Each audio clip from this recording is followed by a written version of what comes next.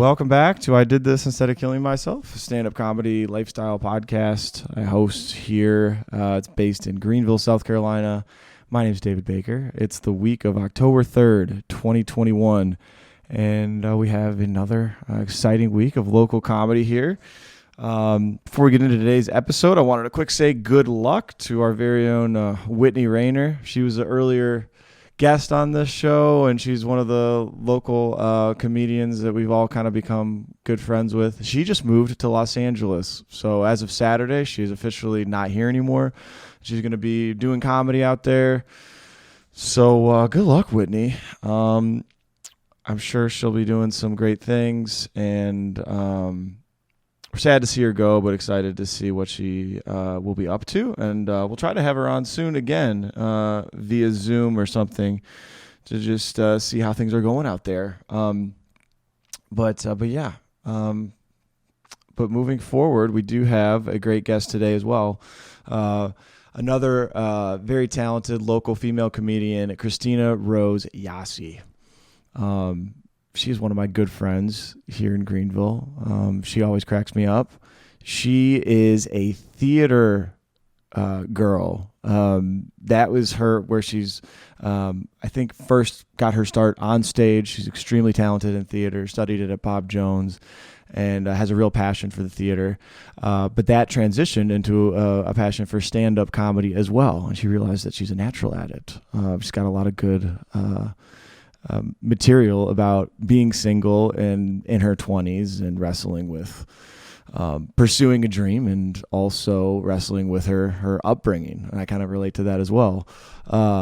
So yeah, and she has a cat, and she works at a dress shop and always has interesting, quirky stories about her life. And really a big fan of Christina's. She's always great at any show she's on.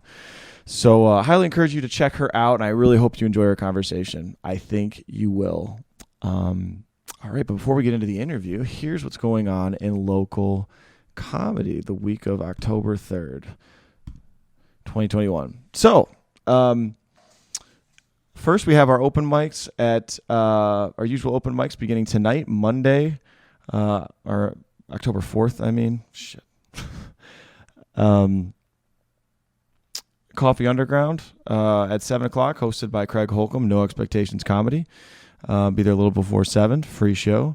Immediately following that, at about 8:30, we have All Jokes Aside, hosted by Dante Anderson at Habiba's Mediterranean Restaurant. On Tuesday at Doolittle's in Anderson, downtown Anderson, we have a mic starting at 7 o'clock. Usually actually starts around 7:30. No cover to that mic. It's an open mic portion to start, and then our Brad Deaton is featuring, and Brad was actually a guest on the show earlier as well, so go out, support Brad at Doolittle's in Anderson on Tuesday. Wednesday at the Radio Room, our open mic hosted by Adam Schulte, beginning at 8 o'clock. That's a free show. Get there a little bit early to get on the list and talk to Adam. On Thursday, we have 2 shows. First off, we have a new series of shows that's being run by Danny Sims and Ryan Rubin at the Golden Grove Brewery. It's going to be called the Oktoberfest Comedy Show. Ryan Rubin's going to be hosting. Danny Sims will be performing. Jalen Orr, I'll be on this show, and Bill Rye. It's a $5 cover. Come on out to Golden Grove Brewery on Thursday, 8 o'clock. Also on Thursday at Comedy Zone, we have the Jokes Out Loud show. That's our local open mic show starting at 8 o'clock as well. $10 cover for that, and that should be a blast. I'm going to try and perform at both shows if I can. I'm going to try to run to both. But yeah, that'll be a fun night on Thursday. On Saturday, we have our another show in that Oktoberfest Comedy Show series at the Beer Station in Seneca, South Carolina. Ryan Rubin is again hosting. Danny Sims is performing. Brad Deaton and David Zasloff are on that show. And I believe I'll be going out there to do some time as well on a guest spot. So yeah, come on out. Check us out. That's it for local comedy. I hope you all have a great week, and I hope you enjoy the interview with Christina. Here it is. This is a bookmark. This is not my bookmark.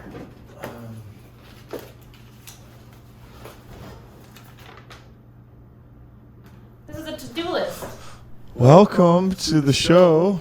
Are you recording this now? Yeah. My guest is Christina Rose Yasi. Hello. Thank you for having me. Thank you for coming. Yeah. Happy Sunday. Thank you. I feel like I'm the only person that's ever asked to be on this podcast because that's how lame I am. No, some other people have asked, but I appreciate it. Christina feel likes better. to listen to the podcast. I do. Yeah. Every week. And we just started off. You lent me that book. I did. Rilke's Book of Hours. Rilke's Book of Love. Hours. What is it? Love Poems to God. Who's the author though? Rilke. Rilke? He was a German monk. Mm-hmm.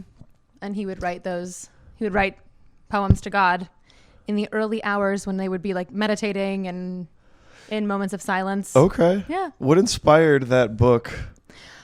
I was doing a reading challenge. God, I was doing a reading challenge early in 2020. And I think the month of April, so every month you had a different book you had to read. And April's book was a book of poetry.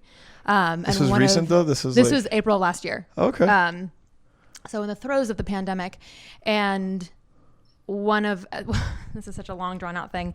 Have you seen Jojo Rabbit? Yeah, I love that movie. Yeah, I own it. It's so good. So at the end of Jojo Rabbit, the poem that they show is a Rilke poem, and it's let everything happen to you, beauty and terror. No feeling is final. What is the last line? You just keep going or something. And I love that. Like I love the idea of no feeling is final because I am a deeply feeling person. And in the moment, it always feels like this is the worst it's going to be, but no feeling is final, including good ones. And so recognizing like if a moment is good, being totally present in that, knowing that it's not going to last forever. For it. Right. Yeah. And then when everything falls to shit, knowing this is not final and how I feel about this is not final. Yeah. So I loved that poem and I figured, So you got the book after you saw I that? I did. Okay. Yes. That was and it's pretty dog-eared. I think there are a couple ones that there were a lot that I liked. Mm-hmm. So yes, that's the story behind that one. So that's how you live your life now? Were you a little bit more? No? That's how you aspire to? It's been like my wallpaper on my phone before. And I'll click it and I'm like, this is stupid. This is dumb. This is not real. But yeah. So you basically, I do like that, what he said in that poem. No feeling is final. What was the last part of the poem? It's like, it's just keep going or something. Just Maybe keep I can going. Find it. Yeah, just keep swimming. Kind of like I like Dory on Finding Nemo said the same thing. And I like the let everything happen to you, beauty and terror.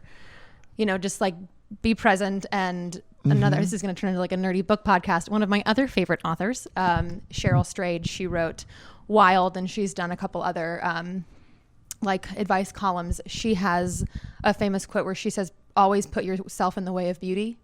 And if you're in the way of things in the way of beauty, what does that mean? Acting in the way of beauty or well, like obstructing beauty? Well, I think it's just like making sure that you're living your life forward and in a way that you're present with what's going on and like aware of the little things and not just like if you're stuck in traffic, you're not you're not screaming. Right. I'm like always recognizing, doing that. okay, well it is, like finding joy in moments like that. Okay. That's my interpretation of it. And I think it helps with comedy. Just like, because we're all noticing people and observing and gleaning from that. And everything is content. Everything can be content. Yeah. So putting yourself in the way of moments of story and moments that can be funny or silly or. Yeah. I think it's a little segue to comedy. I think it's perfect for comedy. There's nothing more in the moment than comedy, I don't think. And there's never a more helpful reminder to me about not getting too high or low based on how something goes than comedy, because this could suck or it could be great. Right. And either way, you don't want to fall in love with yourself if it goes well or hate yourself if it goes bad. But I also think that there's like, I get tired of this idea of self deprecation, specifically with stand-up, because I notice it more because so many of us get up there and that's the base of our set. Do you think it's hack? I don't think it's hack. I just don't always think it's beneficial. Like I think that there are moments where when you walk off stage and someone says, hey, that was great, it behooves you more to say thanks, I felt good about that one, than to just immediately be like, oh man, no, it wasn't. I always do like that. right. And if you felt like if you feel like your set was shit, like that's one thing for sure, but I've had moments where I've walked off and I've been like, yes, that was it, and I felt it in the moment, and I that's the best I it got could the have last ever gone. right, and I'm not going to walk Yeah. off stage and be like, no, it was terrible, stop, continue to tell me how good it was. I'm going to be like, yeah, thanks, that felt really good. Christina I felt Yasi really good about that hates one. false modesty. I do. God. Look, yes, I do. I think that people need to be confident, and if you're putting work into it and it matters to you, I mean, that's why we don't like when we bomb, because it's important. Again, this whole idea of like, I don't give a shit. It's like, yes, you do.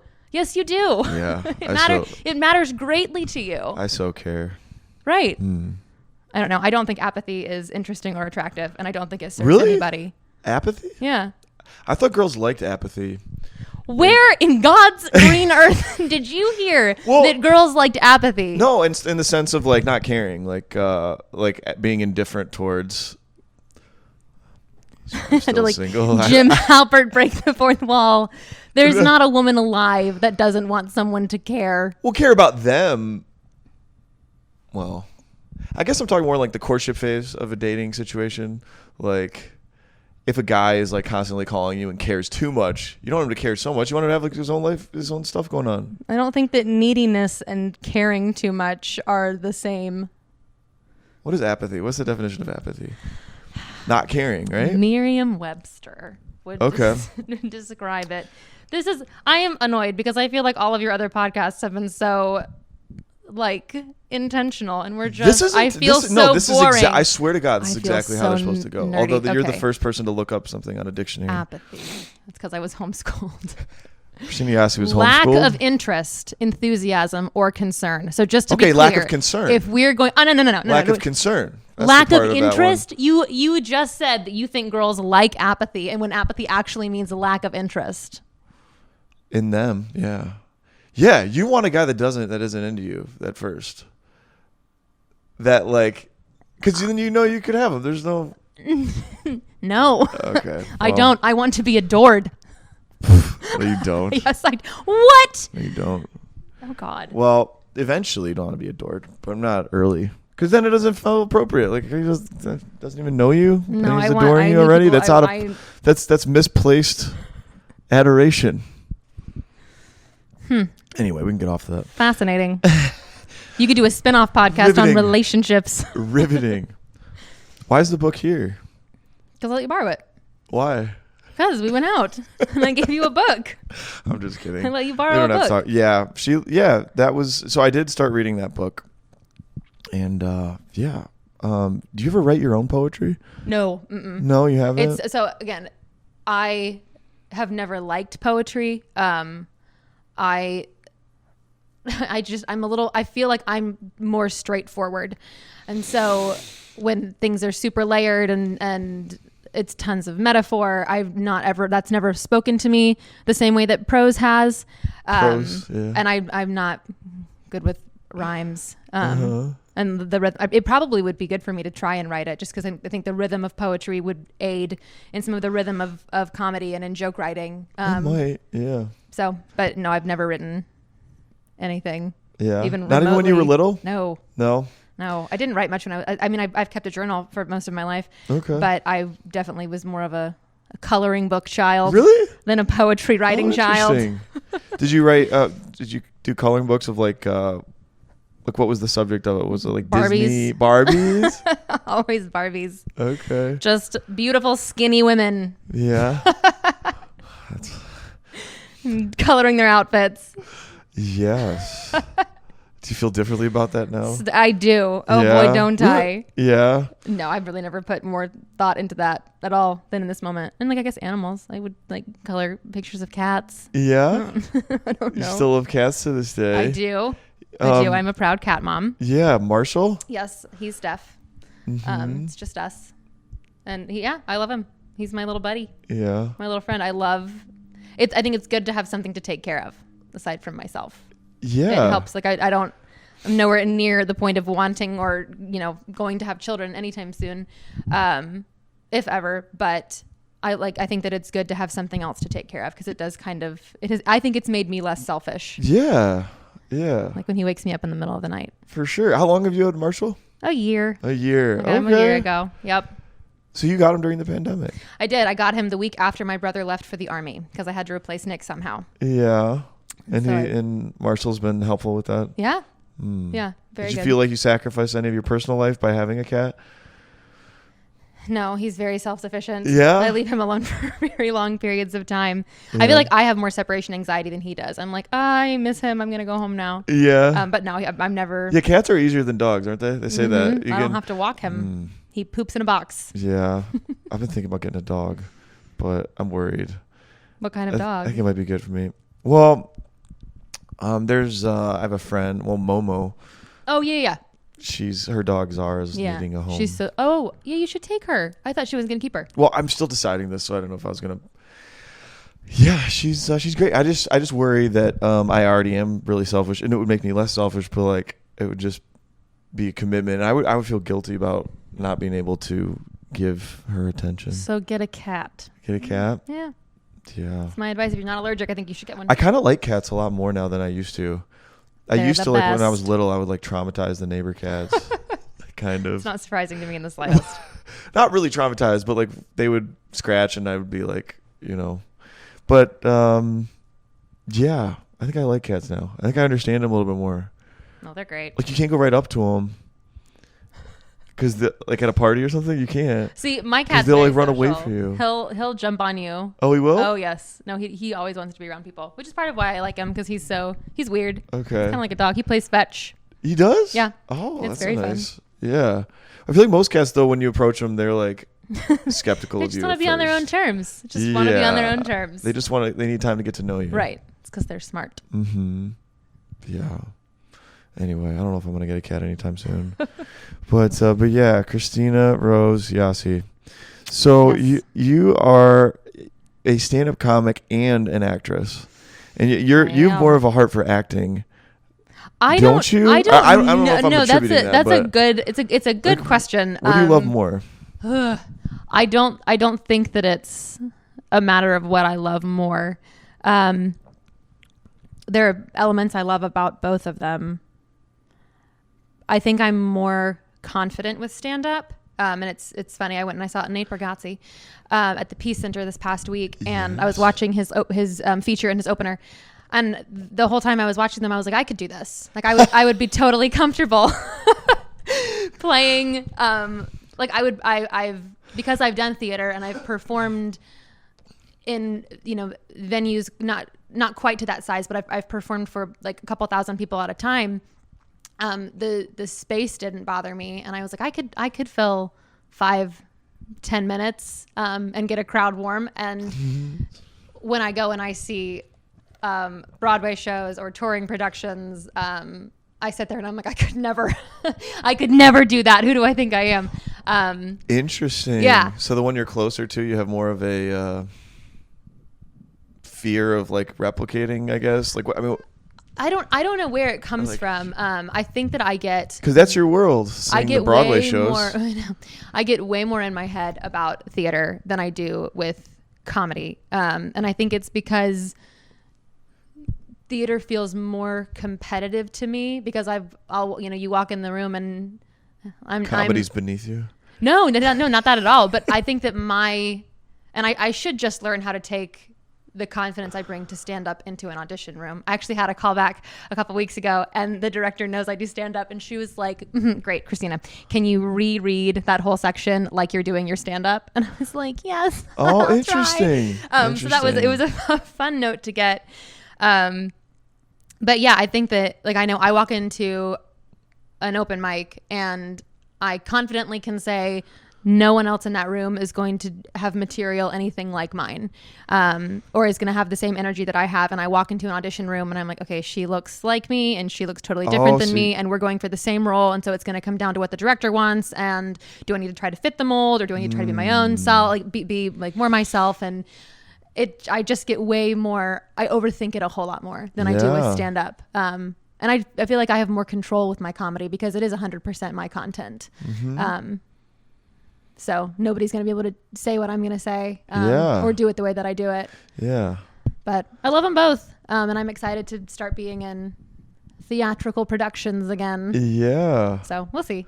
Yeah. It is kind of interesting. How long have you been doing theater? Oh, God. Since I was like 6 or 8. That's why. Somewhere around there. Yeah. It means so much to you. So I love it so much. The stakes are higher for you and your personal identity, maybe. I think that there was definitely a time when it was 100% identity. And I remember it was I'm getting, like therapeutic on this. Like, I didn't mean to. No. Exactly, I think yeah. this is a good conversation to have, because it was like all through middle school, all through high school, I was like, I'm gonna do it. I'm gonna go to New York. I'm gonna be professional. And it was my senior year of college, and there was an audition the next day, and I think it was like a month before graduation, and I was just sitting in my bed and staring at my mother. My mom was like sitting across from me. And I wasn't crying. I wasn't super emotional, but I was like, what have I done? What have I done? I just spent 4 years getting a bullshit degree from a bullshit school. Oh. I have no job after, like, I was working in retail, still am, at the time. And I was like, I can't do this. What have I done? I've just wasted 4 years of my life. And I got so mad at my mom. I was like, why did you believe in me? Which I talk about in my set. Yeah. And I was like, I'm not going to do the audition. I'm not going to do it. I'm not going to do it. I can't do it. What was the audition for? It was for one of the theaters in town. It was like another season audition. So it was a song and a monologue.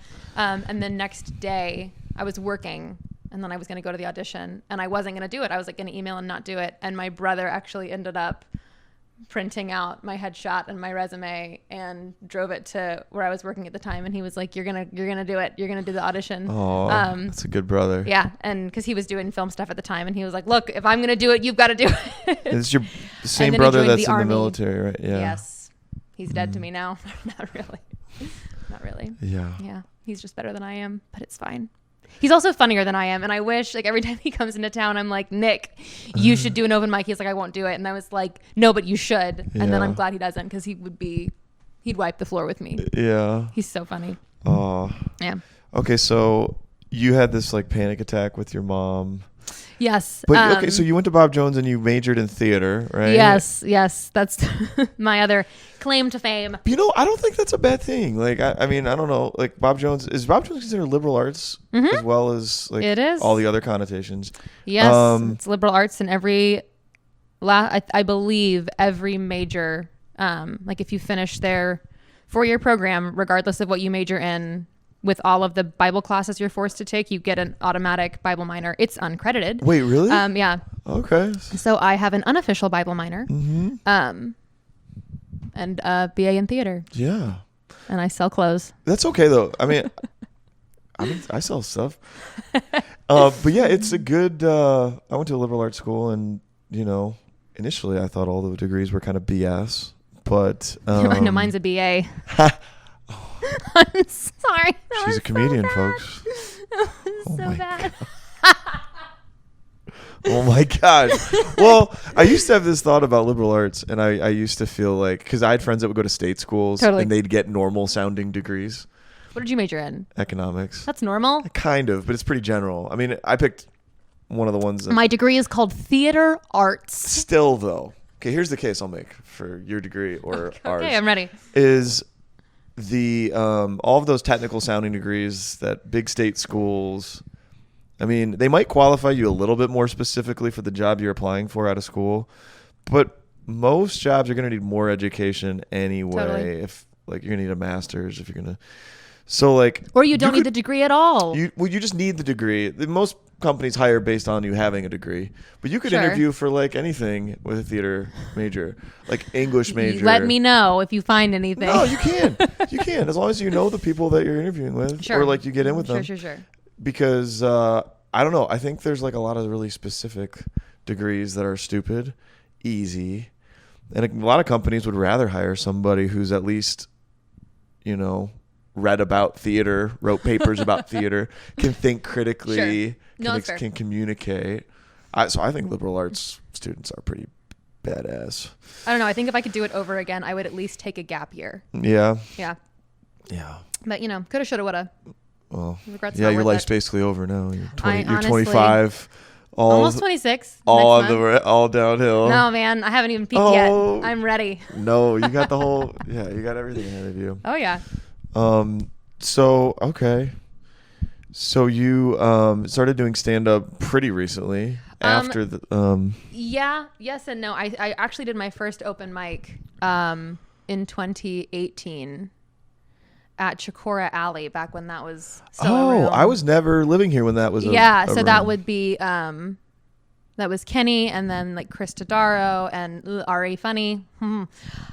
She actually hosted my first open mic. Okay. Which is weird to think about in hindsight. What was that one like? And it what was inspired you? So I've always loved stand-up comedy, and my first introduction to it was in 7th grade. This is so ridiculous. I was homeschooled, and we would have co-op once a week. And co-op is what? It's Where you do normal kid stuff? Well, it's weird. It's so you. No, essentially it is. I didn't mean to like that. The more I think about it, the funnier it gets, and I really do need to figure out how to put this into a set. But my 7th grade curriculum was called Challenge A, and we had once a week we would meet with a teacher, and she would teach us everything and give us our homework for the week, and then we would go home and we would do our homeschool work Tuesday through the rest of the week, and then come back Monday and she would check it. So it was just a little more accountability. And we had the social aspect and everything. But the last class of the day was rhetoric. And I think it's funny because my teacher was a woman, but her husband would come in and teach rhetoric because obviously, men are smarter.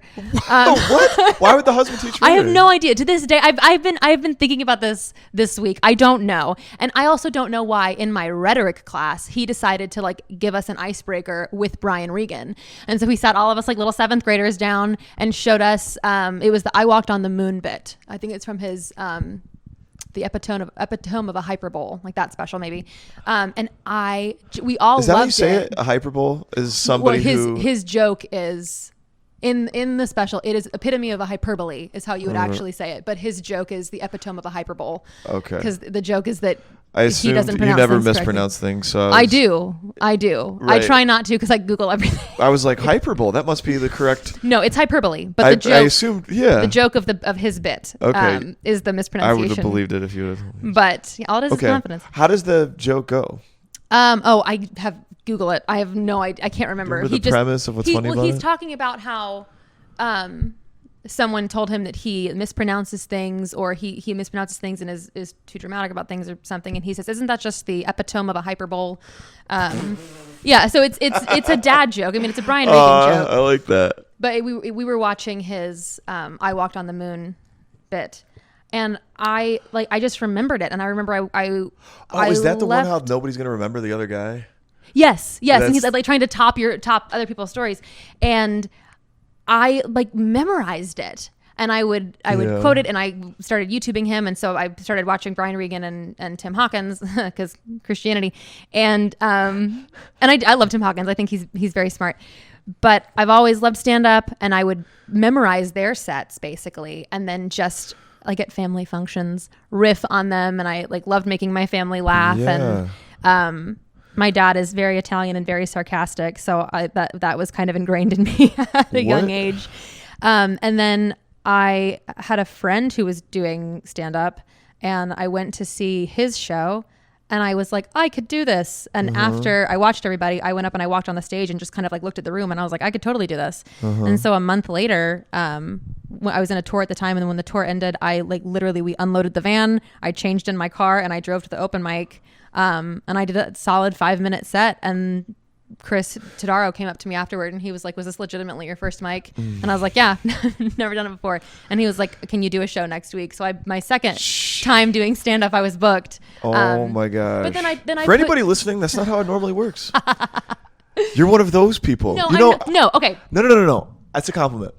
I think people that do well their first time, it's pretty incredible. I've saw somebody on the Comedy Zone last Thursday do that, and we were just. But no, and I would argue I would argue that while it was my first open mic, I have been on stage in front of people for almost 20 years. Sure. So I'm very comfortable with a microphone. I'm very comfortable talking in front of people.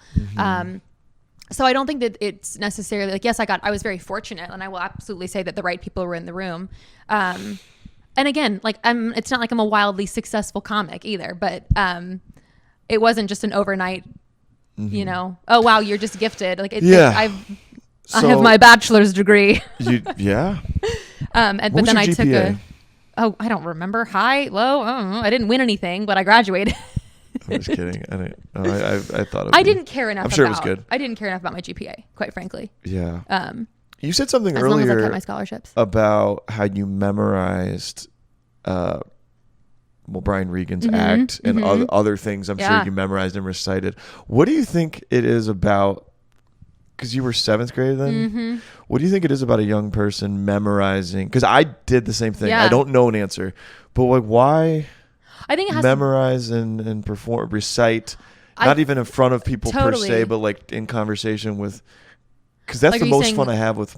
Why did I memorize it, or why would I say it? Yeah, why do you think you were compelled to do that? I think a lot of it is the age. Like, you know, we are like little sponges. And your memory is better when you're younger, typically. And you just kind of are receptive to everything. And I know for me personally, I'm a very auditory learner, and so typically if I hear something, I'll remember it. And because comedy has such a rhythm to it, it's like getting a song stuck in your head. You know, I mean, there's a pulse to it, and there's a heartbeat to it. And I thought it was funny, and so I never like would try to pass it off like, hey, listen to this bit that I wrote at 12 years old. Right. I would talk about like, oh, there's this really funny Tim Hawkins bit, and it goes like this. And and the better you could get at reciting it, totally, the more likely the person you're telling it to would be like. And then even like I started thinking about things that would happen to me in the structure of storytelling and in the structure of jokes, and that was kind of where I would just riff, and I remember there would be moments when I would just be bitching about something, and my mom would just start laughing, and she's like, you're just really funny. And she has some recordings on her phone of me just like going off in the kitchen, but then I start swearing and she'll turn it off because she doesn't like that. But I think I'm funniest when I just kind of go off the cuff. But yeah, I don't know why.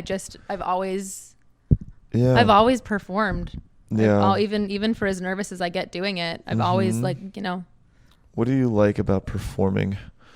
Oof. I love the moment of everybody in the room being part of the same thing, being part of the same moment. I think that's why I like live performances, because it's everybody's breathing the same air. God, that sounds so like we're just all breathing the same air. But no, it really I love the attention. I'm not gonna sit here and be like it has nothing to do with me. I love the attention. I love when I feel like I got it right. It's pretty exhilarating. Yeah, it is. It's kind of like a risk junkie kind of activity, like. And I think when I get it right, people. and this is going to sound like annoying and artsy, but I think when I get it really, really right, the moments when I feel the most generous are when I get it right. Like when I know when I'm right there in the moment with the audience, and I'm not talking through the laugh, and I'm riding the laugh, and I laugh at myself, or I'm able to, I haven't done much with crowd work. I would like to start working on that. But I think that just the moment of, it feels like you're just talking, right? Yeah. Like you're just kind of having a conversation. Yeah. Yeah. And that's not contrived. That's and real. People need it, you know? I think my favorite moments of stand-up are when I get off the stage, and like I have a bit on divorce, and I did it, and this woman came up to me afterward, and she was like, is there a recording of that? And she said, I'm getting out of like a 24-year marriage. And she was like, and this is one of my first girls' night out since everything. Yeah. And she was like, and I needed that. And she was like, that cool? And like that really means something, you know, because it's not, I think of comedy as art, absolutely, but it has such lowbrow connotations sometimes. But I mean, people don't want to feel alone. And I got back into it. So I started in 2018 and then stopped because I got burned out very quickly. And I started doing it again because I was so sad during the pandemic. I was like, I have never been this depressed before. Yeah. And I knew I wasn't the only person feeling that way, and I wasn't the only person going through what I was going through. And that, like, to speak to selfishness, I'm really good at romanticizing my life and playing the victim. And I was like, if I can try to connect with, I'm absolutely. very much like that. Yes, extremely. Yeah. Again, theater major. Mm-hmm. So I had a question. Yeah. I want to talk about the pandemic thing too, but in a second. When I do stand up, I haven't done theater, well, basically never. There's still time. Yeah, I would love to. If you're a man, you will get cast. I would love to figure out how to. Yeah, but a way for me to kind of tell how it's going is you like are talking to the audience and you're looking at them and you can tell based on their body language, based on them like smiling, like Totally. if you're losing them or not. Totally. With theater, my understanding is you're not really looking at the audience. You're engaged in the scene. Can you still tell? Can you still tell if you're losing the audience or if they're hooked in? Oh, no. Because like I thought there might be that. Because I know with acting, there's an energy that happens. Oh, you can tell. You can tell. Like the energy is palpable in the room, similar. I would almost say you can tell more so. I can feel it more so when I'm in a play or a piece of theater, just because there are other people on stage with you, right? So like you have that energy coming from your scene partners. And you absolutely know if someone's zoned out, especially when I was in school, when I was at Bob Jones. The students are required to see a lot of the big productions that are done. And you could just tell if you could tell when it was working. You could tell when the sports teams were there and when the people that didn't care about theater in the slightest were in the audience, and they were just there because they had to be, because you would walk out and it hurt. Like you could just feel the dead space in the air. And then there were nights where you'd walk out and you knew that your friends were in the audience. Did you ever have a situation where the disinterested, non-common theater goers started that way and then got hooked into the energy of the scene and you could tell you had them? Totally. You could tell that Yeah, too? and it was always the moments that were funny when that happened. At least with Shakespeare, which is what I did a lot of in college. I think part of what I like the most about stand-up is if someone's talking in the room, you can address it. That's the thing that I hate the most about being on stage is there's a conversation happening in the front row and there's only so much you can do. There's only so much you can do in that moment because it's not appropriate to. What can you do? Pause? I have made when I was in The Tempest, we were performing it was awful. We were performing at this school in, I don't know, Seneca maybe, it doesn't matter. And they wanted nothing to do with us. I mean, it was awful. And I walked out to do, I didn't want to go. It's the only time in my life I've been like, I'm not going to do it.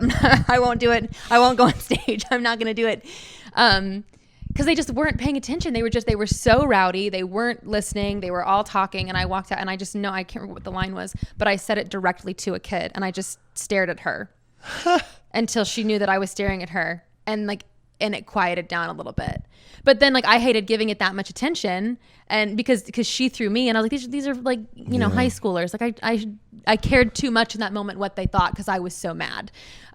So with these performances, you were traveling to different high schools to perform for them because you were still homeschooled at this point. No, so this was post grad. So this was my first professional thing that I did after I graduated. Okay. Yeah, so I did a tour with the Warehouse Theater, and we would perform Tempest, and then we would teach workshops. at a couple high schools. And very cool. Yeah, but sometimes it was a captive audience that didn't necessarily want to be there. Well, yeah, because it was you get T1 schools, and you get schools that are we're there for grants, which is amazing. And I think that wasn't it pretty fun touring though? This one, I have a lot of stories. I got a lot of great stories out of it, and I got a lot of great friendships out of it, and that's all I'm gonna say. I did another tour with children's theater that I absolutely loved. Mm-hmm. Well, just like the act of touring, you're with your group, you show up to a different place. Yeah. I only did that one time in school. It's fun. It was in show choir, and we had to go to. Of course, you were in show choir. That was so ridiculous. Talk about that on stage. Make fun of that. I don't. It's been so long. I was in a Glee Club. I don't remember a lot of details about it aside from one time we went touring, and you just felt kind of cool. Wow, which is really ironic considering Considering I felt cool when I was on tour with it was not cool. my show choir. Jess Cooley and I had an interview, and this came up. He said you have to put a picture up of like the blue uniforms you had to wear, but yeah, just like going. Yeah, it's like it's mini show business. Well, it's like going to a different place. Well, and after audience, I graduated, same act. Totally. And after I graduated, and I like performing in different spaces too. That was fun. But it was also nice, like after graduating and having this moment of what am I doing, to be able to say, actually, I'm a touring actor. Yeah. And it was, it's always good money. But yeah, one time when I was in college, speaking back to like in stand up, you can kind of call out the heckler, and in theater you can't. Mm-hmm. My senior project was a gender bent production of Henry IV. What did you say? What kind of production? Gender bent. What's that? Oh, there's different genders? Well, no, it's all of the men were played by women. Oh, I didn't know that. Yeah. Okay. But that's the opposite. In ancient Shakespeare, the very good. Yes, the women were played by men because women weren't allowed to act. Precisely. Is that right? Right. Okay. So, it only took 400 years later, and we're like, actually, let's change that model. Anyway, it was a it was a choice. It was a choice. And in this production, there's a very famous tavern scene, and it's just very, very text heavy, and there's a lot going on, and it's a long scene, and your audience, by that point in the show, if the audience isn't with you, they never will be, but it's one of the funniest parts of the play. So if they're with you, it's just phenomenal. And it was opening night. So it's opening night, which is already like exciting, and there's lots of energy. It was my senior project. And halfway through this big scene, a child on the front row. So it was like a thrust stage, almost like a theater in the round kind of situation. So the stage is flat and the seating is raked and around it. So it wasn't proscenium. There wasn't much of a separation from the audience and the actors. Cool. And on the front row, some poor child had like creamed corn or something for dinner, and it did not sit well with her. And she started, I shit you not, projectile vomiting. Oh no. All over her, all over the stage, all over like the actor that was sitting right there in the middle of our scene. Oh yeah. And you can hear it. You could hear her gag, and then you could hear it hit the ground. And I just, what did everybody do? I looked at my scene partner, and we both we knew it was happening. And what do you do? You can't stop. Just power through. And so we just finished the scene, and then we took intermission early. So instead of that wasn't where the play was supposed to stop, but we finished the scene, and we still had probably 10 or 12 minutes of this scene to go. And by that point, no one's watching us. They're just watching this little girl throw up all over herself. But we couldn't stop and make fun of it. Yeah. And we just finished the scene, and then they cleaned everything up, and we came out and finished the play. But wow. if that happens at an open mic, yeah, you've got 5 more minutes of content to riff off. Yeah. Yeah, if you don't address that in a stand-up situation, that seemed weirder. Right. Yeah. So I think that's the element of stand-up that I prefer to theater, just the ability to be like, yeah. Are you all seeing this? Can you believe this is happening right now? Uh-huh. As opposed to just I'm good if you are, so I guess we're just going to keep this going. Yeah. Gosh, that's nuts. Yeah, it's disgusting. Yeah, we don't have babies to deal with in stand-up normally. That's true. Yeah, normally it's adult only at a bar. No, but performing in front of kids is one of my favorite things. Really? That's why I love children's theater. Yeah? Because they just get so much joy from it. And if you mess up, they don't care. And it's real to them. And they're so, I love it. That was one of my favorite things about doing the tour with children's theater. What plays were you doing for the kids? So the tour was Elephant and Piggy's We Are in a Play. Aww. So it's based on Mo Willem books. And it was just it was just precious. And we were performing for, I think we had a couple preschool, we performed for some preschools, all the way up through maybe 2nd or 3rd grade. Mm-hmm. Once you get to 3rd grade, you kind of started to lose them. But yeah, it was just everything is, there's just so much joy. Everything is funny to them. Yeah, everything is wonderful to them. Everything is magical to them. And it's just silly. Yeah, and it's really important. It's really, really important. Yeah, I like. That's why I started doing theater. My dad took me to see shows when I was 4, and I loved it. So yeah, I like. Well, I never performed, quote unquote, in front of kids, but I have a couple of nieces. And then you've performed in front of them. And reading them books. They like to read the same books over and over and over again. Totally. And they're very entertained and very It's like they're Oh, in the story. I would argue the earliest form of, or the most simple form of theater is just reading aloud. Yeah. I mean, my mom read aloud to me and my brother all growing up, which is part of probably why I'm so auditory. But yeah, just words on a page. Well, we had that as elementary schoolers. Our teacher would read. I went to Christian school. Pilgrim's Progress. Yes, I loved Pilgrim's Progress. And there was like a version, Little Pilgrim's Progress. Yes, that was a little bit I'm easier, acutely maybe. familiar. Yes, Because it was Old English, right? Yes. Was it John Bunyan or whatever? Yes, very, very dense. Yeah. So some of it was hard to understand, but yeah. Is it John Bunyan? No, maybe you're right. I can't remember who wrote it. You might I be think it was right. John Bunyan because it was Adventures in Odyssey.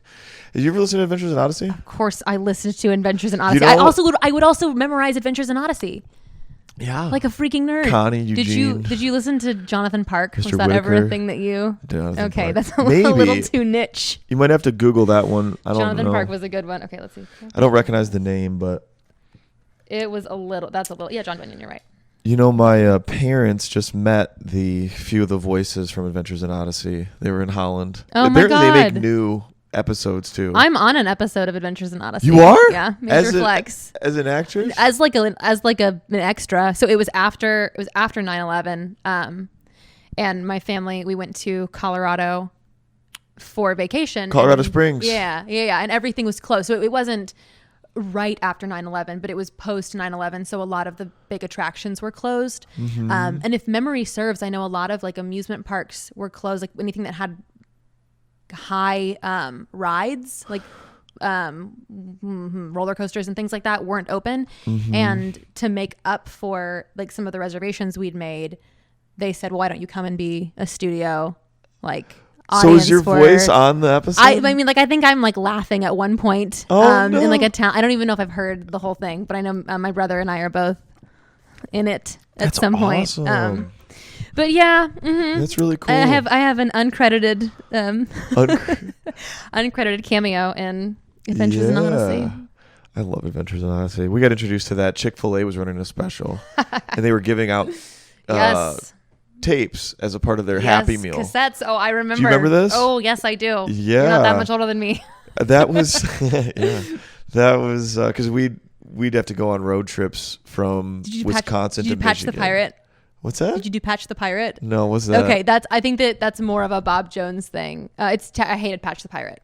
I loved Adventures in Odyssey. Is Patch the Pirate a terrible. different Yes. series, an Yes, audio series? yes. Yeah, we were all Adventures in Odyssey. In fact, there were some animated videos Yes. as well. Oh yes, with Wits End. Wits End, the Imagination Station. Yeah. I think that's Dylan, what it's wasn't that the called. kid's name?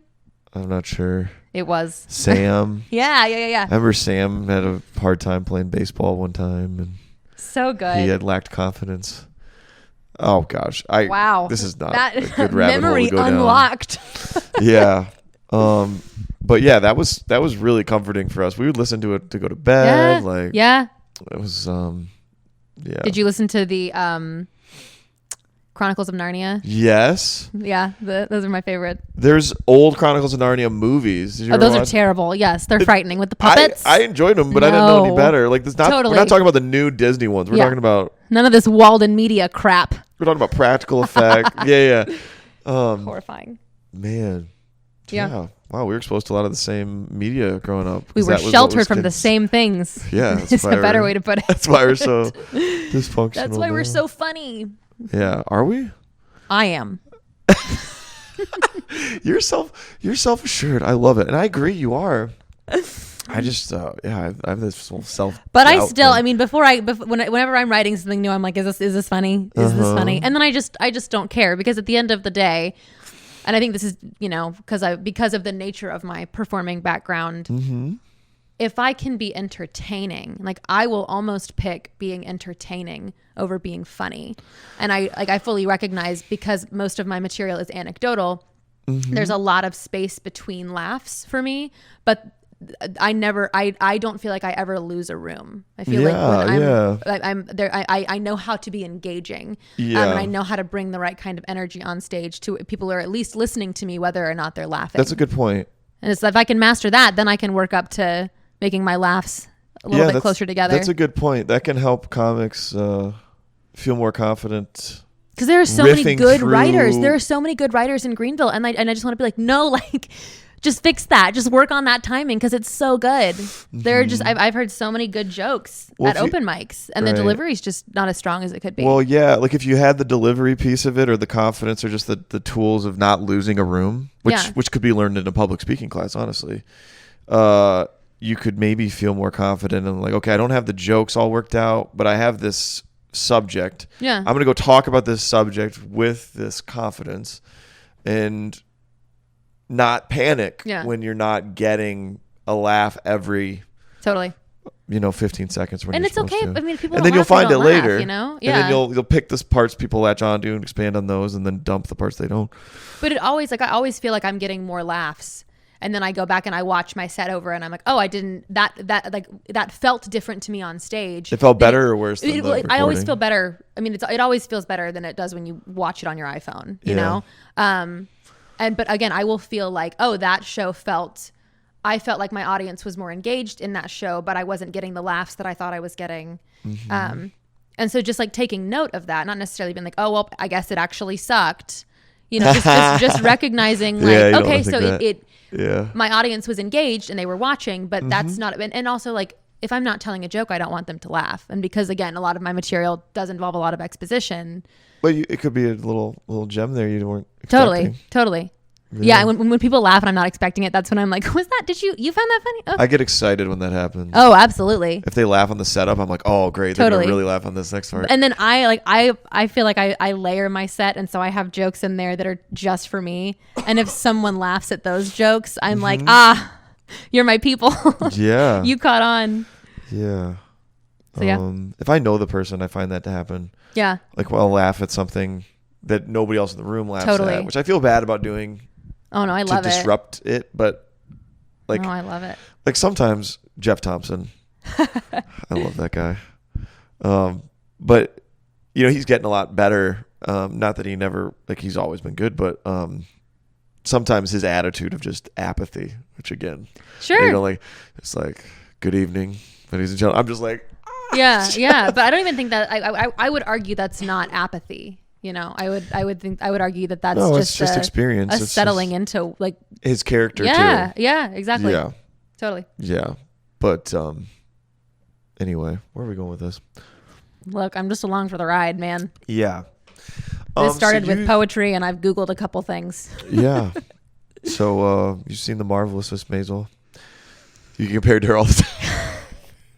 It's like, whenever someone asks me that, are you Miss Maisel? Whenever someone asks me that, I'm like, does it look like I haven't seen that show? Yeah, is that sexism? No, not. I don't know. When I say stand up, everybody's like, oh my god, have you seen? No, I don't think that's sexism at all. I just think cars getting coffee. I get right. No, but I want to be like, I wear primary colored suits on stage. Obviously, I've seen The Marvelous Mrs. Maisel. Yeah. I have friends who are in that actually. Really? They're extras. Yeah. Okay. Mm-hmm. So, what is like a dream acting role for you? Like what? I hate this question. You do? Yeah. Why are you asking me this question? Because you're an actress. What? Yeah. I would want something written for me. Written for you? I would want not to something you wrote originate yourself? something. Or the hell, I'll do a one-woman show. That's the next. That's on my to-do list. Actually, I would love to get an hour of stand-up, and then I'll take that into some kind of one-woman show. Because I think that my art form is really more geared toward that and kind of marrying the theater to comedy, stand up. Yeah. Yeah. So it would have both aspects. I would call it ranting. Ranting? Okay. Yes. Broadway on a box. Yeah. Would you do you play an instrument? Yeah, kind of. You play the piano, right? Yeah, I've played piano for a long time. I remember pocket change, and I played cello for a little bit. What's pocket change? How does that one go? Very little. No. I mean, what I remember of my piano. I thought that was a song. I thought that was like one of the songs. It could be. I like what's that one? Chopsticks? Oh, I don't. With your knuckles? No, I have a couple pieces on piano that I can play just so I can keep piano on my resume. Sure. But if you had to pick up like sheet music, it would take me a minute. It would take you, yeah. It would take me a minute. Yeah. Okay. Should have never quit. Listen to your parents. Yeah. That and dancing. Never should have quit. Have you ever composed? No. Any songs? I've been I was part of a little original one act musical, and I helped with some of the lyrics, but I didn't. Again, I'm more of a words person when it comes to writing, but no, I've never composed. Okay. I was gonna say, if you could, dust off the piano skills, like that could be like a cool. Like Bo Burnham. Yeah. You like Bo, huh? I love Bo Burnham. God. Yeah. And I play the ukulele. That's the thing that I'm okay the best at, because it's easy. I don't even know what a ukulele looks like exactly. It's like a mini guitar. A mini guitar. Oh yeah. Yeah. Doesn't Eugene Very play the Hawaiian. ukulele? From Adventures in Odyssey, probably. Yeah. Yeah, I think so. I think he does. Let's bring it back to some memories. Yeah. Oh my God. Yeah. So you could intermingle that with your routine. Yeah, I've thought about it since I do sing in my set. Yeah. Sometimes. So, Bo Burnham, what did you think of his latest special? Oh, I thought it was. I kind of want to talk brilliant. about this with somebody. So. Yeah, I thought it was brilliant. Inside is the name of it. Yeah, and he's got such a he's a great director, and so I appreciated the craftsmanship behind it, and just the intentionality and the moments of where it felt like he was together, and then the moments where it was obvious he wasn't. And the fact that you can't, like, there were moments where I felt like, is it put on? And then there were moments where it just felt super, super honest. And I thought it was great. I really enjoyed it. Yeah. I think the songs are so good. The songs are good too. They're so I still good. listen to them. Oh, in me my too. car. Me too. I think he's great. Yeah. How much help do you think he had with that? Because this special is shot, it looks like, entirely in a room in his house. And the feel or experience I had watching it was like, I feel like he legitimately was alone this entire time. Yeah, no, I think it was all him. Yeah. Truly. Because they were under, a much more severe lockdown than we were. Sure. In the good old Greenville. Yeah. But I just think his writing is really smart, and I really, really appreciate intelligent humor, because I think that when you can nail intelligent humor, then you can really nail low bar stuff. Yeah. You can kind of have both. Yeah. I thought the Inside special was like a microcosm of like insanity. Yeah. Like a little, which happens. Well, it's so much more like a performing art piece than a piece of stand-up. Yeah, well, because he has music. There's songs basically throughout. It's like a monologue. But he has a monologue with himself, without anybody providing feedback on it. Like there's one where he does a reaction video to a reaction video, and then it's seamless. And he's reacting to himself, reacting to himself, reacting to himself, reacting. It's so self-aware. And the other thing about Bo Burnham, and I really any wildly successful comedian, his specificity is so good. Like he's just so hyper specific. What do you mean? He's so intentional. Even like with that bit in the special when he's like Inception reacting to all of these videos. Yeah. The things he's commenting on are so specific, and it's such an obvious. He's making fun of reaction videos and these YouTubers that are going back and reacting to their videos. And then he makes fun of himself. Like, this is a little grandiose, me commenting and just me acknowledging. And then now I think by acknowledging it, it makes me exempt from the criticism. Right. And that's just like I have inner monologue moments like that all the time. Too. And I'm like, what is happening? And that's why I felt like it was so potent if you do think like that, because it was like, okay, he's literally going down a rabbit hole. Well, and we all think like that, don't we? I mean, again, that's why I love performing in general, because it's just a moment of like, I think I'm insane, but the rest of the room is agreeing with me, so maybe I'm not as insane as I think I am. Well, no, that's exactly why the special was cool. And why that's part of why I like to do stand-up, is you get feedback in real time from other people if you're crazy or not. So that's why Bo Burnham Inside special, he didn't get he didn't have any feedback. Yeah. That's why it was so dark. It was like he didn't know if he was truly crazy or not. Right, and it also shows you how important an audience is. Yeah. I mean, like the audience is critical. There are a lot of people who are involved in performing arts who think that the audience is unnecessary, and I think that's so wildly incorrect. Yeah, I don't agree with that. Yeah, because that's when it happens. I mean, there's you can be in a show and run the rehearsal perfectly, and it's not going to be nearly as good as when you have a live audience, even if you mess something up. Yeah, it's just so much better. Yeah, that's a psychological point. I've made it, but I think I've said this before on the thing, but I think Jordan Peterson said it because I love him. But we outsource sanity to the community. The only way you know what sane is because there's other people telling you, not literally maybe, but nonverbal cues, body language. There's a response. You need it. If you don't have it, you go crazy. Yeah, we're not supposed to be alone.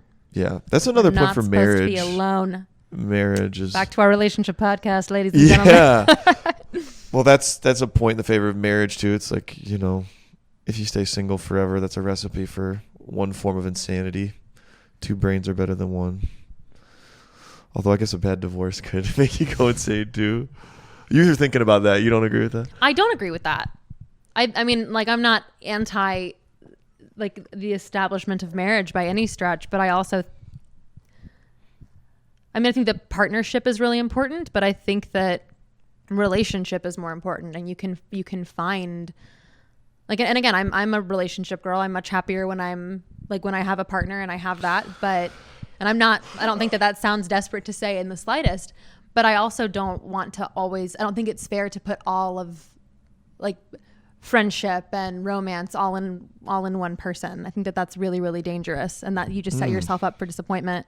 Well, you could have other friends outside of the marriage. Yeah, that's why I'm saying I don't think that's necessarily a pro for marriage. I think it's a pro for relationship. I think it's a pro for intentionality and friendship and connection beyond just responding to an Instagram story. Yeah. Wait, what does that mean? Just in general. I mean, I feel like I have like a real relationship versus a social media one. Yeah. You're saying? Okay, yeah, gotcha. And that's coming from someone that sucks at making friends.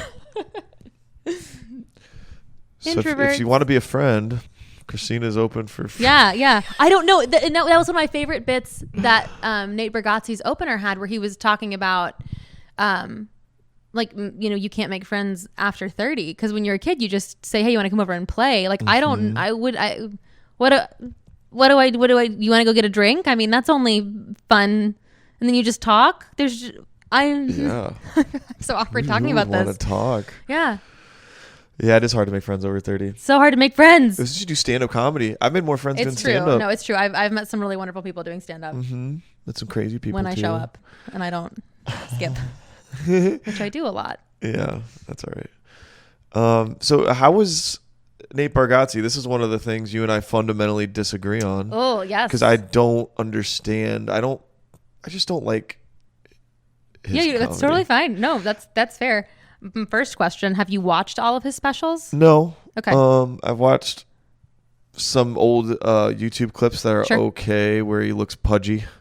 Yeah. Remember he looks pudgy? Yeah.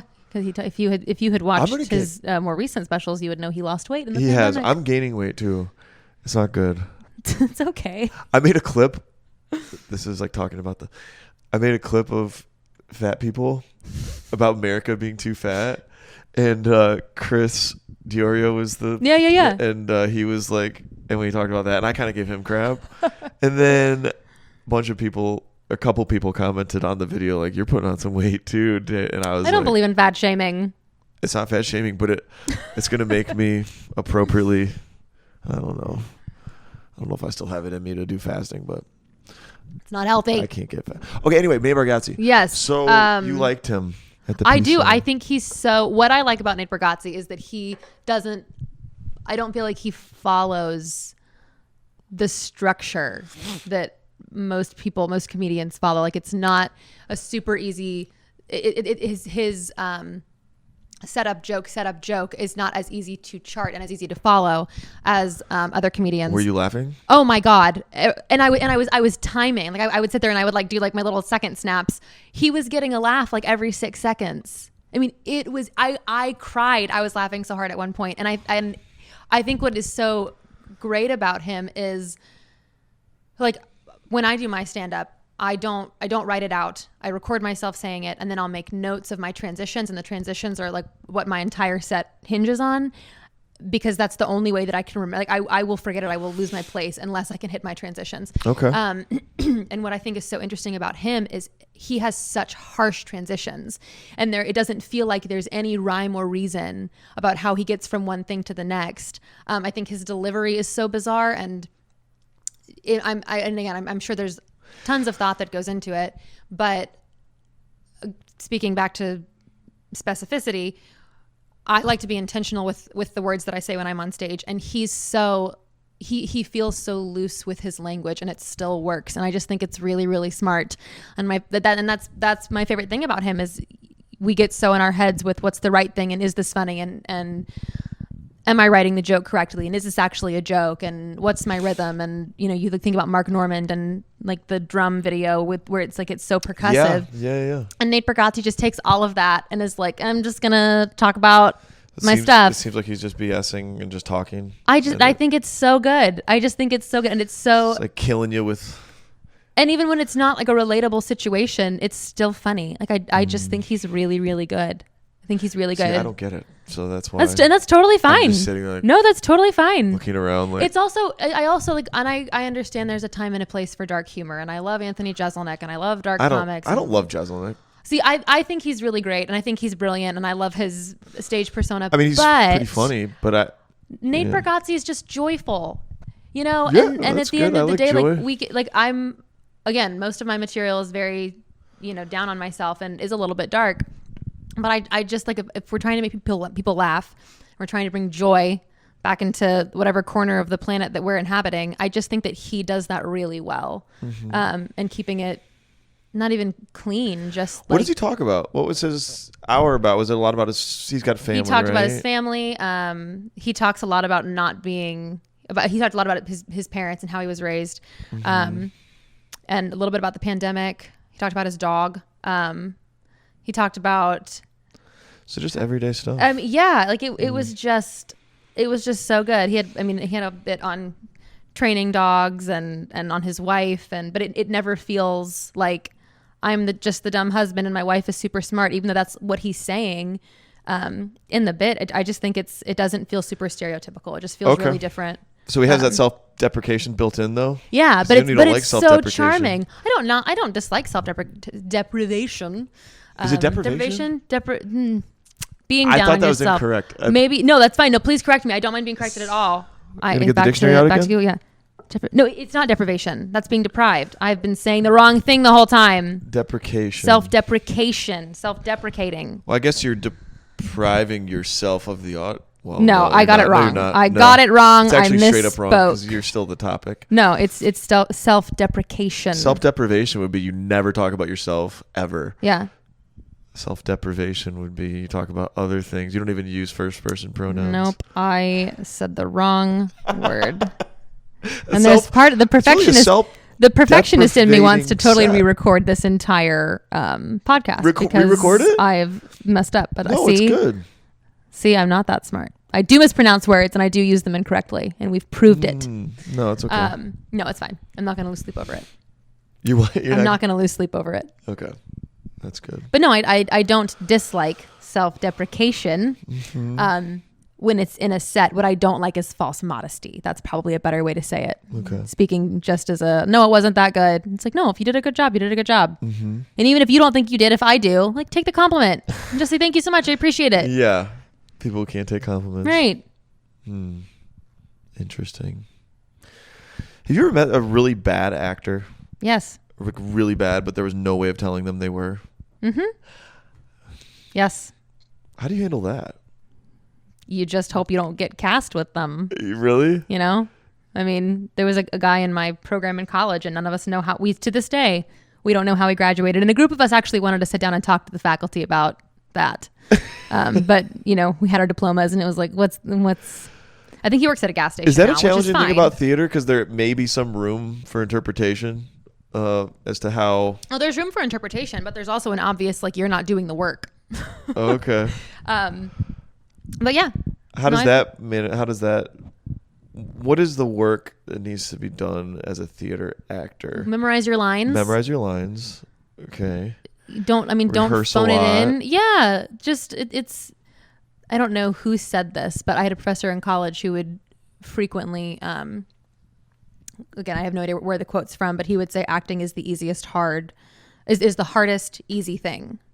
Because it's not hard, but it's so difficult. It's super easy, but it's very difficult. What does that mean? Just because all you're doing is saying the word. It's theater rests on language. And we have all of these books and all of these concepts. But at the end of the day, it's just connecting with another human being, and it's just saying someone else's words and making them sound like your own, which doesn't sound difficult. But it's very, very hard. Like if I were to give you a transcript of my set and say, here, go memorize this and do it. Yeah. Even if you did a great job, like it would be hard for it to sound like it's coming from you. Is there a difference between theater acting and on-screen acting? No, that's a crock of shit.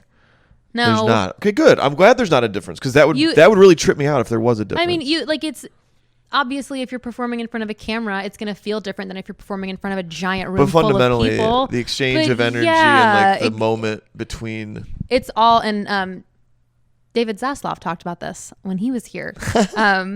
It really does all come back to the breath and breathing. Okay. I mean, that's how we exist as human beings. That's how we connect with one another. That's the heartbeat of all of it. And as long as and that's the first thing to go when you get nervous, your breathing gets shallow and you get butterflies, and like my chest will get really, really tight. And I tremble horribly. I shake before I go on stage, like you wouldn't believe. Yeah. And my breathing gets very, very short. But as long as you're, present and in the moment and breathing, it's not that different. It really isn't. It's so funny to me because, like, I don't know how to act, but I can spot bad acting really easily. You know what I mean? Yeah. Like you could see like on a local commercial or like a soap opera maybe, or I don't know. But you could just you can also spot it then you can get in the weeds with like what is bad acting. Well, I just know it's not. Is there good art? Is there bad art? It doesn't. What makes it so? I know it's fake immediately. You know what I mean? Sure. That's how I would say bad. I inauthentic. I can pick up. I'm like, nope. He was motivated by something else. Yeah. Not interesting. Not what he was. I mean, you. Oh no, I I'm feel not. like most I'm not, people would be able to. No, do that. I'm not disagreeing with you. I just think it's interesting when people who don't come from like a theatrical background. I'm always interested in what their perception of what a good play would be like. What would bring you to a theater? What would make you go see a play? I don't know. I don't know. Yeah. I'm not a student of theater. I guess if I had heard of the play before, Glengarry Glen Ross. Have you heard of that movie? Yeah. You've seen the movie? I haven't seen it, but I've heard of it. It's a sales movie, Yeah. and it watches like a play to me. Okay. Even Tarantino Reservoir Dogs. If you don't like it, I'm not a Tarantino fan. You're not? No. It's kind of cliche to say you like Tarantino now, but Reservoir Dogs. I guess how I feel like I kind of know something might be good is based on the set and how extravagant it is around it. If it's not that extravagant, but I'm still engaged, I'm like, that's probably pretty good in terms of what it could be as a play. Reservoir Dogs is like that. It's basically in a warehouse the whole movie. I think it's so, because you are the second person I've talked to about who doesn't frequent the theater, and you're the second person that said that a set is important. And I think that's interesting from someone who does stand up, where we have nothing to help but ourselves. And I think that there's almost a laziness to me in saying part of why I would go to a theater is because I want to see more structure, as opposed to I want to see more people, when comedy itself is based on people and not structure. Wait, I got confused there for a second. I mean, if it doesn't, if I'm still like you equate a quality production with a quality set. Not necessarily. I could. Yeah. But it could be bare bones and still be good as well. Totally. I just think it's interesting that was one of the first places you went. I do like a beautiful set. That's actually one of my favorite parts about Broadway shows is when you No, keep talking. No, I love Broadway. No, I do. I don't care. I'll admit to liking Broadway. I love it. They are so elaborate, and what they put into those productions is mind blowing. It's like half the time when I see the set, I'm trying to figure. Like I'm almost distracted when it goes to the next scene. I'm like, how do they get that farmhouse out there in 5 seconds. Money, lots and lots and lots of money. And it's just very, yeah. I'm impressed by that. Commercial theater. What were we talking about? I forgot how we got on this topic. Me too. We've gotten a little in the weeds. Yeah. But yeah, bad acting, being able to identify it. Mm-hmm.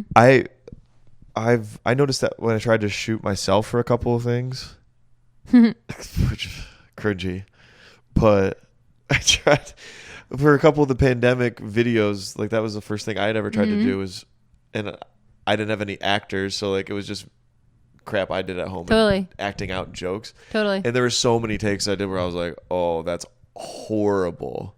So what I eventually had was the least cringy version. Yeah.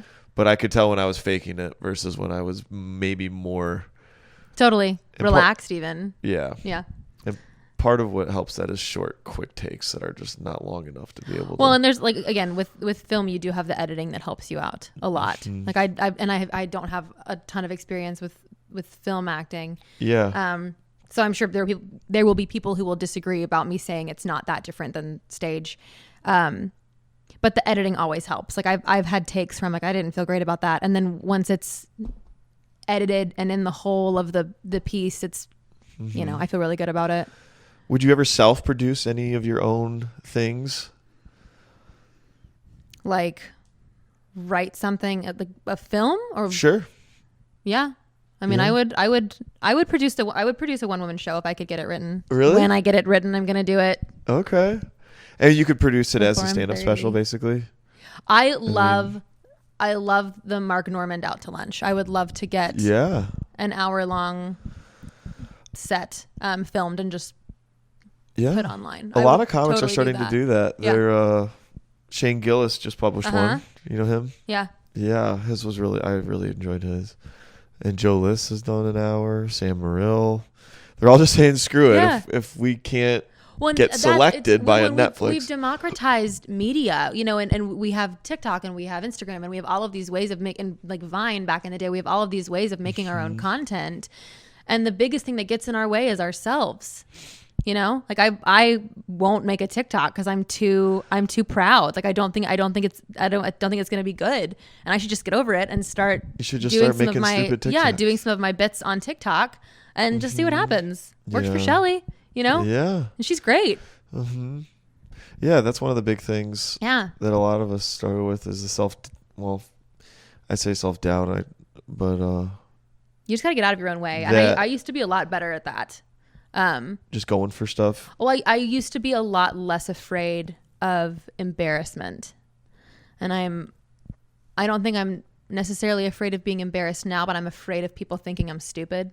Yeah. Which is, and not dumb, but just like even the fact that I've been saying self-deprivation when I meant self-deprecation the whole You're still thinking about thing. I am because I don't want to be seen as stupid. Yeah.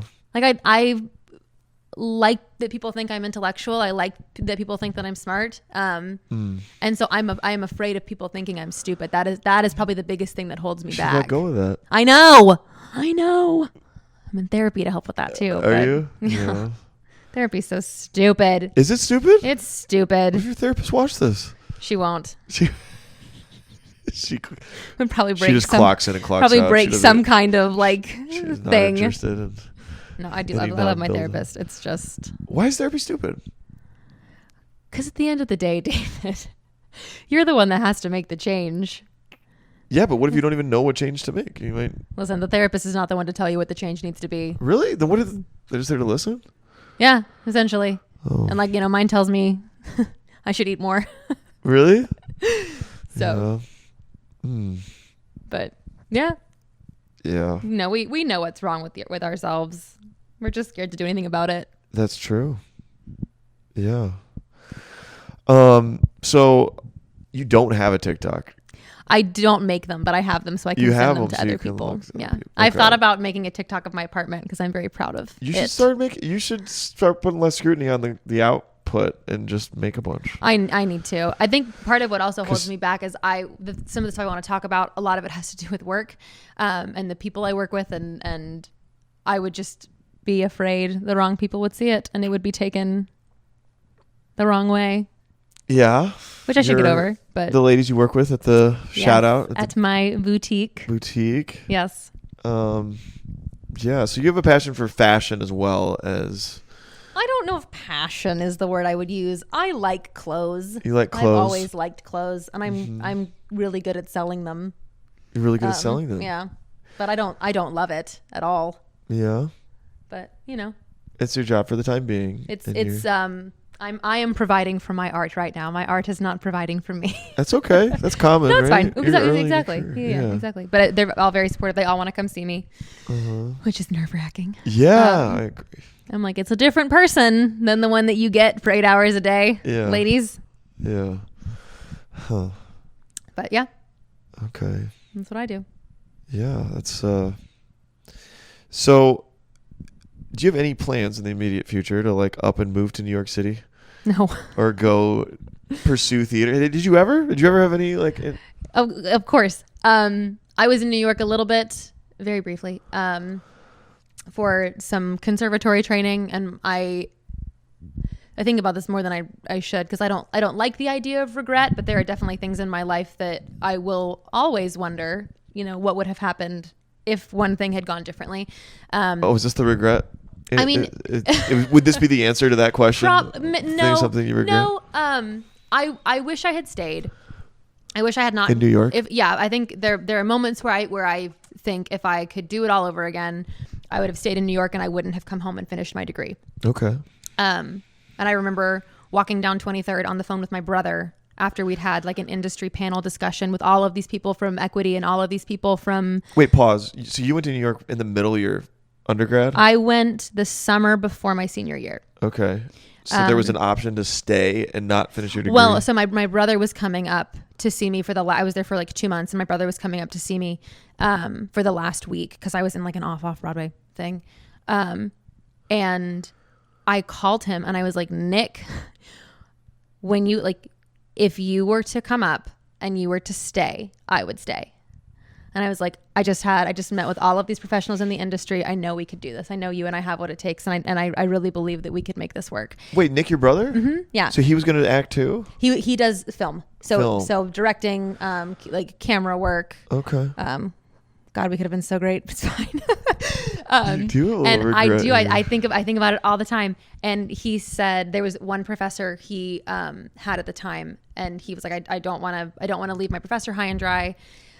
Hindsight being what it is, the professor was the worst. But yeah, so I came home, and I can't sit here and think, oh, I wish I'd stayed. What would have happened? Because then 2020 happened. I had a friend who booked a Broadway show, and then the pandemic hit, and he moved back home and lived with his parents in Greenville for a couple months, and he's now back in New York, but he's not acting. Yeah. Whereas I stayed here and did a couple tours, and I started doing stand up, and I don't think that would have happened if I'd been in New York. But I'm always going to wonder, Universe 54 Christina made that decision. This one just didn't.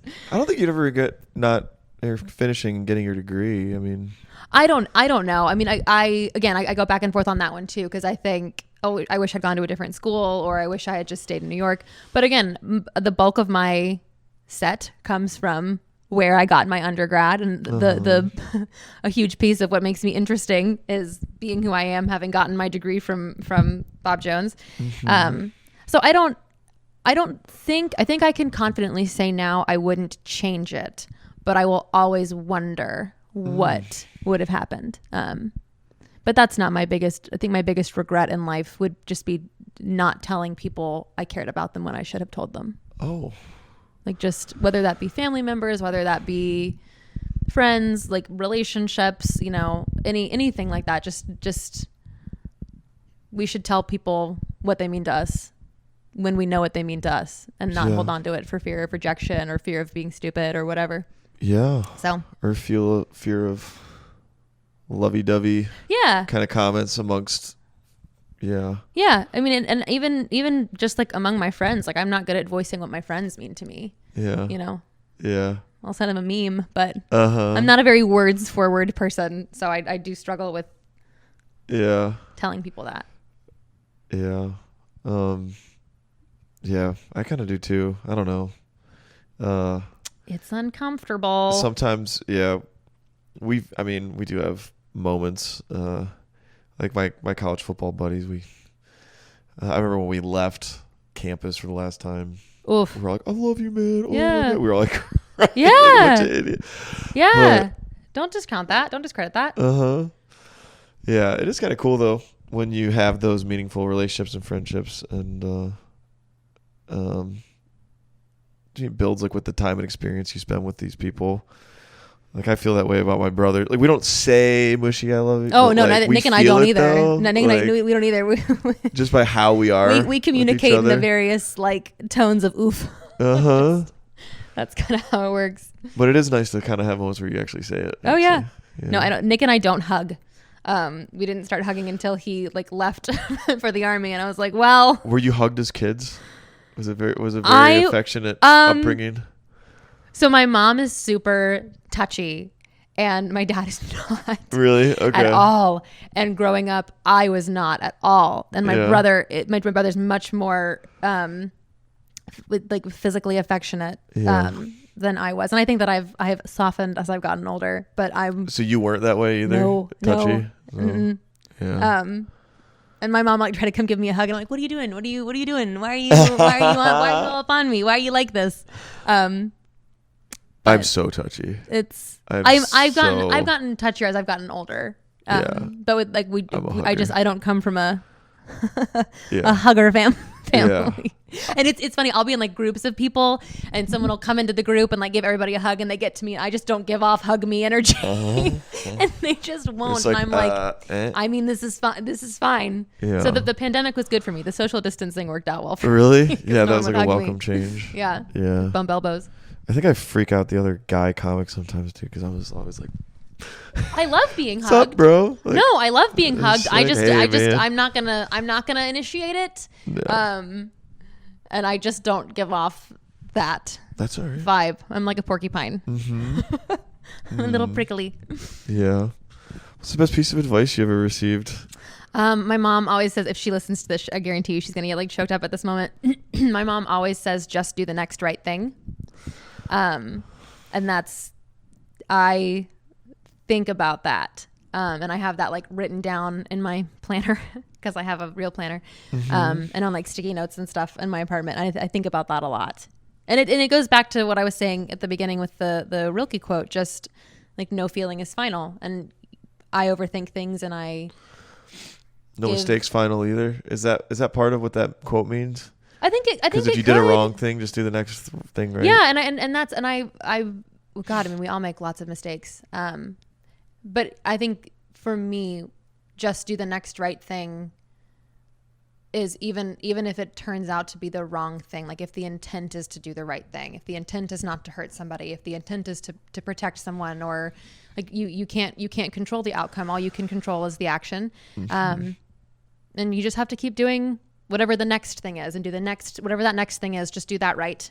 And then you do the thing after that. And I don't know, that's been a very good piece of advice for me. Yeah, that's really helpful. Yeah, that's a kind I'm sure my mom has given me more advice than that, but I just don't always take it. That's a big one, because that's kind of one of the big things I learned as an adult. I'm still kind of a child. I was like, you're an adult? Comedy. Well, it's that I think before I was so achievement minded that I thought there was going to arrive a day in my life when everything would be settled and finished, and totally. I would have met every expectation that people had for me, and I would just arrive. Yeah. There's no arriving. There is no arriving. There's no such thing as arriving to a state of happiness.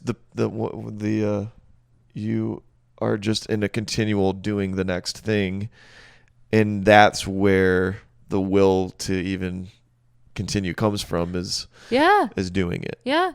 And it's with stand-up. It's same with work. No, I totally agree. Don't expect, which helped me with an expectation, because that was when I was my most unhappy, was when I achieved something big, short payoff, but then I was like, wait, shouldn't I be done now? Well, and that's another thing with that I think that theater has taught me is I get so worked up over whatever the next role is or whatever the next production is, but that's going to end. You know, it's like theater is so ephemeral, and like I'm in a show now, or I will start rehearsals for a show now, and I already know it's going to be done on December 19th. So as excited as I am for it, excuse me, I know it's going to be done on the 19th, and then as soon as it's over, I'm going to have to start looking for the next thing. And so it's a balance of being totally present and doing what that work is going to be, while also knowing I have to keep working for it, and I'm gonna have to audition again. And finding the joy in the audition, the work, all the stuff. Yeah. I hate auditioning. Yeah. Yeah, that's a helpful thing to know, though, to like, I mean, our brains don't even work like that to be satiated and happy forever in any given state. There's a great book called The Power of Meaning by Emily. She's Indian. Power of Meaning. Yeah, and I will botch her middle name, but it's Emily Esfatanzi Smith or something. And she opens the book with talking about how happiness is just a chemical reaction in the body, and you could hook up a body to a machine and it would know it would know what levels of hormone, you know, to make a person feel happy. And so the whole gist of the book is we don't need to live our lives wanting to be happy. We should live our lives meaningfully. Sure. And you know, in relationship and in community and in doing things that we love, because the things that we love don't always make us happy. I mean, God, how many times has comedy made you absolutely miserable? Yeah. That's, you know, that's a great point. But it has so much meaning. It means so much to me. Right. Stand-up comedy isn't like it's pleasurable in some ways, but it's not like shallow, meaningless pleasure. It's not going to a strip club. It's not doing blow. It's not, you know. I can relate to neither of those things. It's not eating a bunch of cotton candy for. It's there's depth to it. There's aspects of it I hate. I hate the anxiety I feel about the nagging. Like, okay, you got to get ready. Yeah. You got to write something. You got to rehearse. That's so funny. I hate I've done this set before and I don't want to do it again. Well, there's that. I get. Yeah. That's when I stop there's going. Just a part of it that's kind of like working out. Like, I don't want to get ready. I don't want to go to the gym. I don't want to. But you feel better having done it. That's why stand up. Yeah. It's not just shallow pleasure. Yeah. But yeah, I think that meaning is more important than happiness. Not that happiness isn't important, you know. Yeah, but it's if that's not your ultimate goal, then you don't expect too much from it, which helps. No feeling is final, even happiness. Yeah. But meaning is a little more hearty, a little more long lasting. Yeah. Which is kind of you're Christian. What do you think heaven's like? What do you think? Ooh, hard left turn. What do you think heaven's like? God, I don't. I think that if people of faith-based belief systems would stop focusing so much on the fucking afterlife and focus more on the present one, we would all be a lot better off. I agree with this. You're saying I don't think about... We should spend less time worried about the afterlife and more time worried about here. I agree 150%. So I don't... I have to... If you were to ask me what I believed, I would say I'm cynical. Sure. And I was raised Christian, and so that's where a lot of my trauma comes from, but that's also where a lot of comfort is, because it's familiar, right? I'm sure you can relate to that. Mm-hmm. But my precious father is a bit of a conspiracy theorist and often talks about the end times. And so even as a kid, we were just constantly talking about the end times, and I was just terrified of the rapture. I have like journal entries when I was in 8th grade talking about how I believe that me and my friends are the last generation, like really just dark stuff that 14-year-olds. The evangelical culture of the time didn't exactly help with that. It didn't. No, and it makes me so angry that a belief system that says that it's based on joy and happiness and love and this amazing savior, right, and this eternal life, that we have this fear motivated. Fear, yes, yeah. I do. I am still so angry about that. So I just don't think about heaven or hell, because I don't think it behooves me or anybody else. Yeah. Quite frankly, like, it's just taking up space in my brain. What if to argue. If it's not something that's based on works, why should that be a motivating factor? See, for that's me? actually a big doubt factor I have with Christianity is the no works mentality, which I understood it. I didn't really ever question it until I realized, well, there's a lot of work you can do on yourself. Yeah. To make yourself And better. I also just... You could become... Well, I mean, I think there's like a really high upward limit to how good you could be as a human. Totally. Of your own effort. Yes. And that's why... I have a hard time... And regardless of what, if people believe Jesus is God or not, like I don't know what your following is like. Regardless of that, right? And I do think that is an important conversation to have and an important piece of the faith that we were raised with. But ultimately, like, this is a man that just did the next right thing, And like in my deepest moments of questioning and cynicism and like, flirting with agnosticism, I just have to believe, like, if Jesus got 33 years on this earth, like, I got time, I can figure it out. I'm allowed to be angry. I'm allowed to have moments of deep faith. I'm allowed to have moments of deep questioning. Sure. And that's where I'm at. And I do consider myself a faith-based person. Mm-hmm. I like prayer. I think prayer is a really cool thing, regardless of its power. Like, I don't know. Well, the heaven question was a little bit loaded because, like, I have my definition of heaven. I don't understand what it could be. Yeah. If human beings are what I think they're like now, I think it would have to be a continual, eternal refining process. Totally. Unless you just fast forward and you're already perfect, but then I don't know what else there would be to do. I don't think the work ever stops, and I don't think that we have a full grasp of what perfection is. Mm-hmm. I don't think that we ever will. Well, if it's outside of time, it could be this eternal refinement thing going. I think I'm reaching a point where I'm tired of wasting my brain's energy on things I know I'm never going to have the answers to. Mm-hmm. Like, I think that hurts my relationships with people. I think that it hurts myself. Mm-hmm. And it takes me out of intentionality. Mm-hmm. Because even if I had all of these answers, like if right, we talked about this a little bit last week, but if I have to ask myself, if I had the answer to that question, would it fundamentally change my day to day? And if the answer is no, then why waste time thinking about it? Yeah. What were we talking about? Time? What was that in reference to?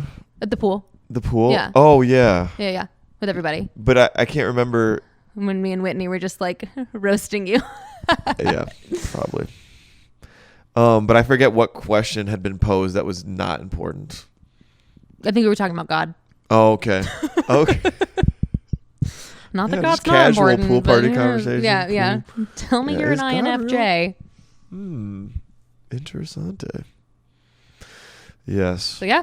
Okay. Well. So I don't know what heaven's like, and quite frankly, I don't care because I'm not there yet. If I'm going to get there ever at all. Yeah. Well, I just at this point, it's very questionable. C.S. Lewis had a metaphor for heaven that I thought was appropriate. I do love C.S. Lewis. Was like farther up, farther in, like it was like a further up and further in. Further up, further. It's from the Chronicles of Narnia, the last battle. Last battle. Yes. Was it like a mountain kind of, and like each one was more amazing than the previous? Well, and that's pretty cool. Well, and this is such and maybe we have been talking for a while, but if there is, so if this is such a angsty thing to say, I do theater, and I believe, regardless of the things that I question, I believe that I am inherently put on this earth to create things and to make things. And I think that's because regardless of what my faith falls under, right? Because I have a really hard time with the term Christian right now. I believe that's because I was intentionally designed. And the thing that I like about Christianity is being designed in the image and likeness of God, right? Because that immediately means that I'm worth something. Sure. And that human beings are worth something. And I had a professor that would always tell me, Christina, of all of the things that God made, he loved the human body so much he got one and kept it. And after being raised Christian, where you're told that you're a piece of shit the whole time, and that your body is sinful, right? Accepting that I'm supposed to design things because I was designed. And if what God made, if God created everything and said everything is good, I have to believe it's going to continue. And so whatever heaven looks like, I don't think it's going to be too terribly different from what we have now. I just think it's going to be better. Yeah. I could be totally wrong. Yeah. I only have an unofficial Bible minor Everybody. and a lot of baggage and religious trauma. Yeah. But that's how I'm able to sleep. I would at line night up with that too. sometimes. Like it would be similar to how we are now. Yeah. Just maybe less Just refined. less pain and less pressure to get it right in an 80-year window. Yeah. With uncertainty on both sides. 80 years. I'm living How till long are I'm you gonna live? 102. Oh well. 102. Yeah. I mean, I have no I want to. doubt. I want to go to 150. Yeah, I don't want to be here that long. I'm not gonna. You know. I don't want to be here for 150 years. Well, I just don't know. Unless for all of my sure. friends are still alive. Or my cat. Make new friends. Well, that's hard for you if you're. I'm just kidding. That's why I have a lot of books. Yeah. Who's your favorite comedian? Oof. Nate Bargatze? He's up there. No, I am embarrassed to say this because of I love John Mulaney. Oh yeah. And he just relapsed, didn't he? Well, now he's out, and He's now out again? he and Olivia Munn are expecting a child. Olivia Munn? Yes, they met at a church in LA. They met at church? So he's divorcing Amy. And He used to be all like, I remember. Yes, people are very upset about this, which is ridiculous. He because was clean shouldn't- cut, sober. Yeah. Well, When he was in his prime. what is a prime? Yeah, I know. He's gonna come back. No, but I love like John Mulaney. He's the one that I'll watch his specials over and over and over. Wait, and Olivia over. Munn's the same Olivia Munn I'm thinking of, right? She was on the gaming network stuff, and she dated Aaron Rodgers for a while. Yeah, and she's in X-Men. Back to the internet. My Google history Olivia is Munn. so I just weird want after to. this. I know. I like. This is the right person. I'm thinking. She's an actress. Do. So they met at church. What kind of church did they meet at? Probably like a big ass mega church. She's in The Predator. She's in X-Men Can I see a Apocalypse. Really quick. Yes, if I can use my phone. Ta-da. Yeah. Yep. Wow. Small world. That's. For those of you listening to this, So John Google Mulaney, it. you like him? Yeah, I love John Mulaney. You kind of have a similar delivery style. He seems theatrical. Yes. You know, he seems very like, da-da, like. I get a lot of confidence from John Mulaney because I'll watch his bits and I will time how much space happens between laughs. Mm-hmm. And John Mulaney gets a lot of silence. Does he? And then he just, brings And they don't it have a home lot of and laughs it's- like after. And one after the I other. saw him live a couple years ago, and I don't think that my stomach's ever hurt that badly from laughing. Like Yeah. I was so sore afterward. Uh-huh. But yeah, I think that my style is very similar to his, just because it is anecdotal and very much a storytelling structure as opposed to set up joke.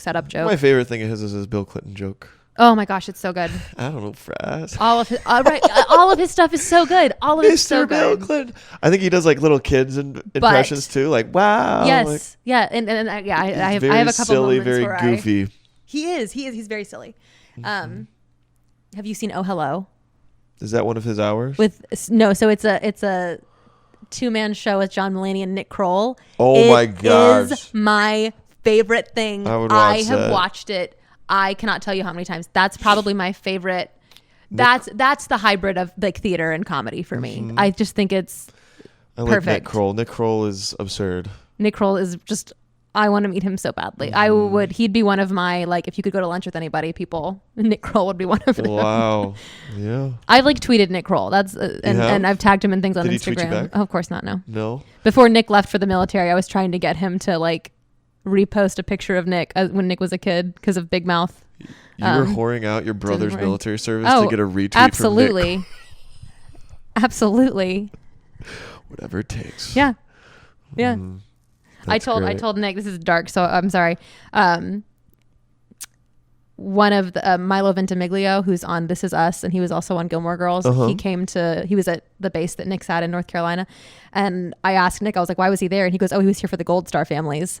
And I told Nick, I said, listen, I don't want to meet a B-roll celebrity ever. The only reason it's okay for us to become a Gold Star family is if it means I can meet Bo Burnham. So if that's what it's gonna I will That happily means be a he gold. dies, right? Yeah.